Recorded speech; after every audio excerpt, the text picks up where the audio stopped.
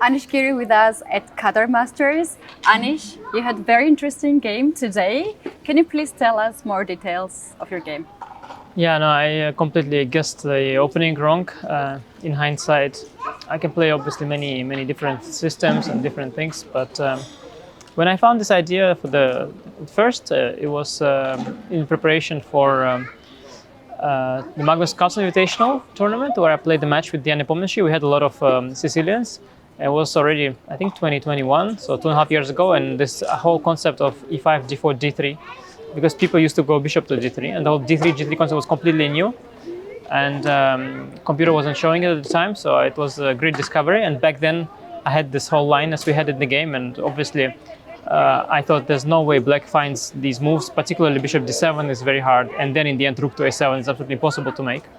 But many years have passed since then, and I think 2 days ago was a game between Hans Niemann and Devon Aronian. And yeah, maybe I was a bit too naive to expect my opponent to be out of book. And also the problem is that I didn't recollect the details myself. And after rook a7, like I mean, I managed to remember thus far. White has also other options, but I managed to remember thus far. But after rook a7, because I thought that the time that the move will never come, that somehow I didn't remember anymore what's the follow-up. I recollected this idea somewhere that the knight could get to b6, so, but I don't know if a4 is right here.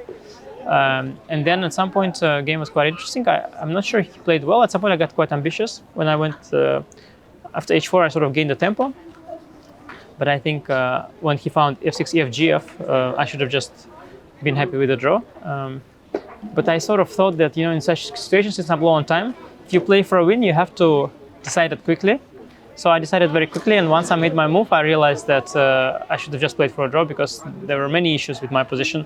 Mostly the fact that he's always got intermediate moves there down the a file. So I wanted to go king e1 initially. I thought my king escapes to safety, but then I realized he's got knight b4 takes and queen a1 intermezzo, then queen d1, knight d3 intermezzo, queen d1 intermezzo, and I am worse in the endgame. And in the game also, I'm worse, and I think I'm probably lucky to have gotten away this easily. What about the fact that he was blitzing out all these moves? How you reacted with that? Yeah, I think it's common, especially with young children, that they blitz out the moves a little too quickly. As you get older, you end up at some point blitzing out the wrong move at some point, because that's just life. And then as you get older, you realize that this whole blitzing out thing is not really smart. But he's very young. He hasn't yet had his first mix-up, so he's blitzing it out. If he had taken a minute or two for some move, I wouldn't have doubted that he was prepared anyway. But of course, it looks very spectacular when it works well for him. And yeah, again, I just guessed the opening wrong. It's very hard sometimes because you can always, you have to strike a balance between. You can of course avoid theory completely, but then you don't get often you don't get anything going. So you have to somehow do something principled, but also try to surprise your opponent at the same time. And I just didn't get that balance right today. I just fell right into the very forcing line. Also, to be honest, black has many different options here, so white also has different options. But yeah, finally, I just the choice was in hindsight extremely stupid, to be honest. But at the time, it's also not so easy because the time is ticking, and often, you only find out if it was smart or not after the game. So if he had started to think somewhere earlier, I would have been happy, but yeah, it was just fell right into what he was expecting. You have played one of the first editions of the Qatar Masters, and it was quite successful for you. So if you can recall those memories, and what are the plans for this year? Yeah, I think I played both the events. I think the first time was even very good. I managed to not make single draw, so today I think fortunately today I managed to ruin that streak, because that event I won 600 games in a row. Then I lost to Kramnik, and then I lost to Yang with white, which was quite painful. And then I won the last round, so I finished with 7 out of 9, which was enough for second and third place. It's pretty good at the time. And now the tournament is even stronger, so yeah, the same result would be incredible for me. But yeah, it's not easy. I think the other event I also started well. I think I might have won the first 3 games and then drew the rest. Now I already drew the 3rd game, so I'm a little annoyed with that. After yesterday, I was feeling very optimistic. I really had hopes for today's game. but I guess yeah, on the bright side, I could have also lost somewhere maybe. So it's all fine. And yeah, good memories from Qatar, and I'm really glad the tournament is back because it's a good event. There are not so many such strong opens in the world, and it's always nice. This year in particular, the organizers are also fortunate that the FIDE circuit is there, and so it's important for participants to play. So I personally came for half my starting fee, so I think that's it's a yeah, good opportunity for the organizers. Right, we have a lot of chess fans here around, and they are so happy to see top players like yourself to make photos and ask for a signature. How do you feel about this? That chess has so many fans. Yeah, these days chess is growing in a lot of different places. We've seen that in Europe, definitely, because I play a lot in Europe. Of course, especially with the Grand Chess Tour events.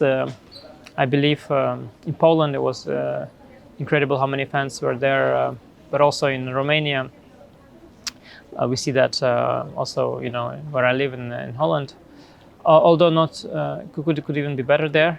Also, we have lots of course, Indian fans. But here in Qatar too, it's great to see. And I was driving from the airports with a player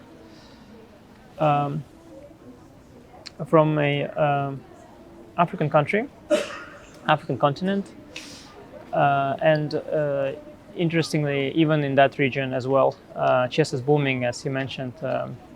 He's from Algeria, and he mentioned due to the Queen's Gambit as well. You know, chess is booming even in Algeria. So it seems that, you know, all across the world, not only Europe, Asia, but also even in Africa, there is some, you know, some more interest in the game of chess. And we also see, for example, players here from South Korea, you know, the country where I'm sure they have lots of mind games, a lot of mind game champions, but I don't think they've made their mark on the chess landscape yet. But they too are doing good things and improving in the ranks. So I think chess is growing all over the world, and I think that's wonderful. Last question will be about a new member of your family, baby girl that you just recently have. Can you share us some of the details about new life, new member? The height and weight? Yes, new member. Yeah, no, it's wonderful. We're a growing family, so we've got three children now, which is you know, a blessing and also a challenge for our family, because it's you know, two of the kids are quite little, and at times it can get very loud in the house. But fortunately, everything's going very well, and we also have support from the family as well. And yeah, I think it's something I'm very happy about. Thank you so much. Best of the luck for the remaining games. Thank you.